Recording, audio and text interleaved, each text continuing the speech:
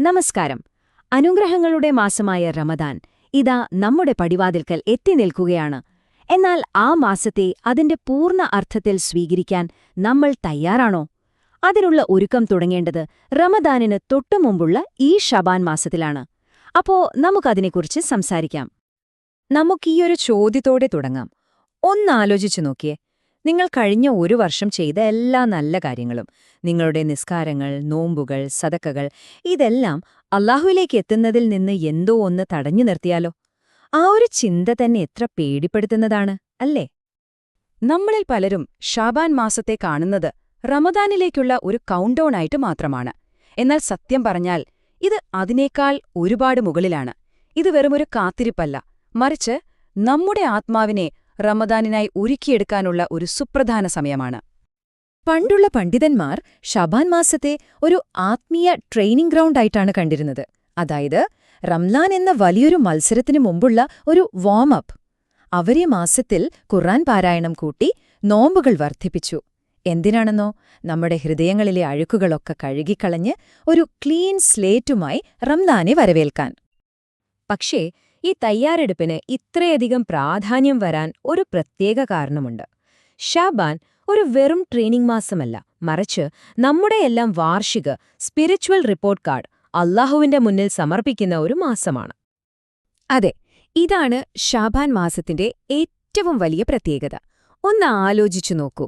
കഴിഞ്ഞ ഒരു വർഷം നമ്മൾ ചെയ്ത ഓരോ കാര്യവും, നമ്മുടെ ഓരോ വാക്കും പ്രവൃത്തിയും എല്ലാം അല്ലാഹുവിലേക്ക് ഉയർത്തപ്പെടുകയാണ്. നമ്മുടെയൊക്കെ ആ റിപ്പോർട്ട് കാർഡ് എങ്ങനെയായിരിക്കുമെന്ന് ചിന്തിക്കേണ്ട ഏറ്റവും നിർണായകമായ സമയമാണിത്. ഈ നിമിഷത്തിന്റെ ഗൗരവം നിങ്ങളൊന്ന് നോക്കണേ.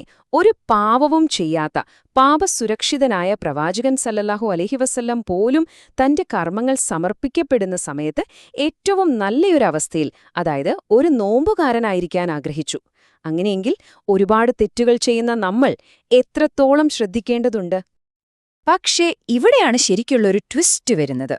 നമ്മുടെ കർമ്മങ്ങൾ അല്ലാഹുവിലേക്ക് എത്തുന്നത് പോയിട്ട് അതിവിടെ നിന്നും മുകളിലേക്ക് ഉയർത്തപ്പെടുന്നതിൽ നിന്ന് തന്നെ തടയപ്പെട്ടാലോ? അങ്ങനെയൊരവസ്ഥയെക്കുറിച്ച് നമ്മൾ എപ്പോഴെങ്കിലും ചിന്തിച്ചിട്ടുണ്ടോ? അപ്പോ എന്താണ് നമ്മുടെ കർമ്മങ്ങളെ ഇങ്ങനെ തടഞ്ഞു നിർത്തുന്ന ആ വലിയ ബ്ലോക്കുകൾ? അല്ലാഹുവിന്റെ കാരുണ്യം ലഭിക്കുന്നതിൽ നിന്ന് നമ്മളെ അയോഗ്യരാക്കുന്ന ആ രണ്ട് കാര്യങ്ങൾ എന്തൊക്കെയാണെന്ന് നമുക്ക് നോക്കാം. ഇതിന്റെ ഉത്തരം കിടക്കുന്നത് പ്രവാചകൻ സല്ലല്ലാഹു പഠിപ്പിച്ച അതിമനോഹരമായ ഒരു ഹദീസിലാണ്. അതിൽ പറയുന്നു, ഷാബാൻ 15-ാം രാവിൽ അല്ലാഹു തന്റെ എല്ലാ സൃഷ്ടികളിലേക്കും നോക്കും, എന്നിട്ട് എല്ലാവർക്കും പുറത്തുകൊടുക്കും, പക്ഷേ 2 കൂട്ടർക്കൊഴികെ. ആ 2 തടസ്സങ്ങൾ ഇവയാണ്. ഒന്നാമത്തേത് ഷിർക്ക്, അല്ലാഹുവിൽ പങ്കാളികളെ ചേർക്കുന്നത്. ഒരു വിശ്വാസിയെ സംബന്ധിച്ചിടത്തോളം അത് വളരെ വ്യക്തമായ കാര്യമാണ്. എന്നാൽ രണ്ടാമത്തേതാണ് നമ്മൾ പലരും ശ്രദ്ധിക്കാതെ പോകുന്ന, ഒരു പക്ഷേ ഏറ്റവും കൂടുതൽ പ്രയാസപ്പെടുന്ന വിഷയം, മുഷാഹിൻ. അതായത് മറ്റൊരു സഹോദരനോട് മനസ്സിൽ ആഴത്തിൽ വേരൂന്നിയ പകയും വിദ്വേഷവും വെച്ചുപുലർത്തുന്നത്. ഇതാണ് പലപ്പോഴും നമ്മളെ അറിയാതെ കുടുക്കുന്ന ആ കെണി. അപ്പോ എന്താണ് ഈ മുഷാഹിൻ? ഇത് വെറുമൊരു ചെറിയ ദേഷ്യമോ പിണക്കമോ അല്ലാട്ടോ. ഇത് അതിനേക്കാളും ആഴമുള്ള ഒന്നാണ്. നമ്മുടെ ഹൃദയത്തെ ഉള്ളിൽ നിന്ന് കാർന്നു തിന്നുന്ന തരം പകയില്ലേ?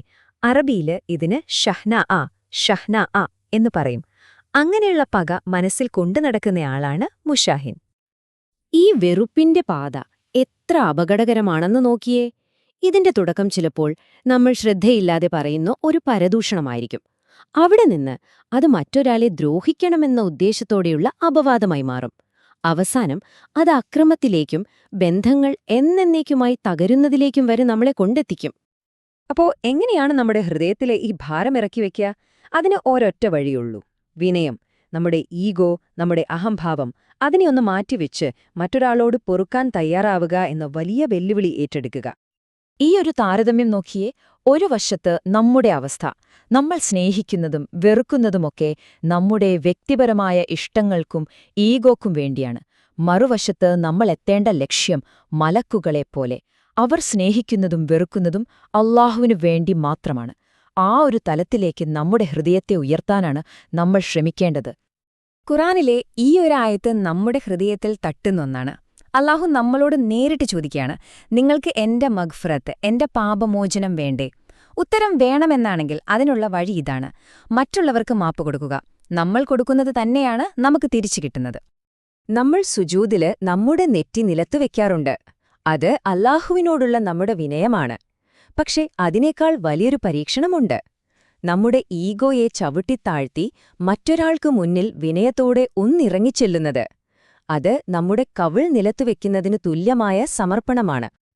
ഒന്ന് ആലോചിച്ചു നോക്കൂ, റമദാനിൽ 30 ദിവസം തുടർച്ചയായി നോമ്പെടുക്കാൻ പറഞ്ഞാൽ കുറച്ച് കഷ്ടപ്പെട്ടാണെങ്കിലും നമ്മളത് ചെയ്യും, അല്ലേ? എന്നാൽ നമ്മൾ മാസങ്ങളായി മിണ്ടാതിരിക്കുന്ന ഒരാളെ വിളിച്ച് മനസ്സിൽ തട്ടി ഒരു സോറി പറയാൻ പറഞ്ഞാലോ? ചിലപ്പോൾ ആ 30 നോമ്പിനേക്കാൾ ഭാരമുള്ളതായി നമുക്ക് തോന്നുക ആ ഒരൊറ്റ ഫോൺ കോളായിരിക്കും. അത്ര വലുതാണ് നമ്മുടെ അഹംഭാവത്തിന്റെ മതിൽ. അപ്പൊ ഇതെല്ലാം റമദാനുമായിട്ട് എങ്ങനെയാണ് ബന്ധപ്പെട്ടിരിക്കുന്നത്? വളരെ ലളിതമാണ്. നമ്മുടെ ഹൃദയത്തിൽ ഈ പകയുടെയും വെറുപ്പിന്റെയും കല്ലും വെച്ചുകൊണ്ട് റമദാനിലേക്ക് പ്രവേശിക്കുന്നത് പൂട്ടിയ വാതിലുകളുള്ള ഒരു വീട്ടിലേക്ക് കടക്കാൻ ശ്രമിക്കുന്നതുപോലെയാണ്. ഈ ഒരു ഉപമയുടെ ശക്തി നോക്കൂ. റമദാൻ എന്നു പറയുന്നത് അനുഗ്രഹങ്ങളുടെ ഒരു മെഗാസേൽ നടക്കുന്ന സ്ഥലമാണ്. എല്ലാവരും അകത്തേക്ക് ഓടിക്കയറി നന്മകൾ വാരിക്കൂട്ടുമ്പോൾ ഹൃദയത്തിൽ പകയുടെ ഭാരമുള്ളവരോട് മാത്രം ഗേറ്റിൽ വെച്ച് പറയപ്പെടുകയാണ്, സോറി, നിങ്ങൾക്ക് പ്രവേശനമില്ല, നിങ്ങൾ പുറത്തു നിൽക്കൂ. എത്ര വലിയൊരു നഷ്ടമാണത്! അതുകൊണ്ടാണ് പ്രവാചകൻ സല്ലല്ലാഹു വളരെ ഗൗരവത്തോടെ പറഞ്ഞത്, റമദാൻ മാസം വന്നിട്ട് പോലും ആർക്കാണോ പാപമോചനം കിട്ടാത്തത് അവനാണ് ഏറ്റവും വലിയ പരാജിതനെന്ന്. ആലോചിച്ചു നോക്കൂ, ഒരുപക്ഷേ ആ പരാജയത്തിന്റെ കാരണം നമ്മൾ തന്നെ നമ്മുടെ ഹൃദയത്തിൽ പൂട്ടിവെച്ച ഈ വിദ്വേഷങ്ങളാവാം. അപ്പൊ നമ്മളെന്ത് ചെയ്യണം? ഇപ്പോ തന്നെ നമുക്ക് ചെയ്യാൻ പറ്റുന്ന ചില കാര്യങ്ങളുണ്ട്. ഒന്നാമതായി, കണ്ണടച്ച് സത്യസന്ധമായി ഒന്ന് ആലോചിക്കുക. എന്റെ ഹൃദയത്തിൽ ആരോടെങ്കിലും ഇങ്ങനൊരു കല്ല് കിടപ്പുണ്ടോ? ഉണ്ടെങ്കിൽ ആ കയ്പ് അങ്ങ് ഇറക്കി വയ്ക്കുക. അത് അവർക്ക് വേണ്ടിയല്ല, അവരത് അർഹിക്കുന്നുണ്ടോ ഇല്ലയോ എന്നൊന്നും ചിന്തിക്കേണ്ട. ഇത് നമുക്ക് വേണ്ടിയാണ്. നമ്മൾ അല്ലാഹുവിനെ സ്നേഹിക്കുന്നതുകൊണ്ട് മാത്രം ചെയ്യുക. അങ്ങനെ നമ്മുടെ കർമ്മങ്ങൾക്കായി ആകാശത്തേക്കുള്ള വാതിലുകൾ തുറന്നുകൊടുക്കുക. അതുകൊണ്ട് ഈ വിശകലനത്തിന്റെ അവസാനം ഈ ഒരൊറ്റ ചോദ്യം ഞാൻ നിങ്ങൾക്ക് ഓരോരുത്തർക്കുമായി വിട്ടുതരികയാണ്. വരുന്ന റമദാൻ നമ്മുടെ പടിവാതിൽക്കൽ എത്തുമ്പോൾ നമ്മുടെ ഹൃദയത്തിന്റെയും കർമ്മങ്ങളുടെയും കവാടങ്ങൾ തുറന്നുകിടക്കുമോ, അതോ നമ്മുടെ സ്വന്തം കൈകൾ കൊണ്ട് നമ്മളത് കൊട്ടിയടക്കുമോ?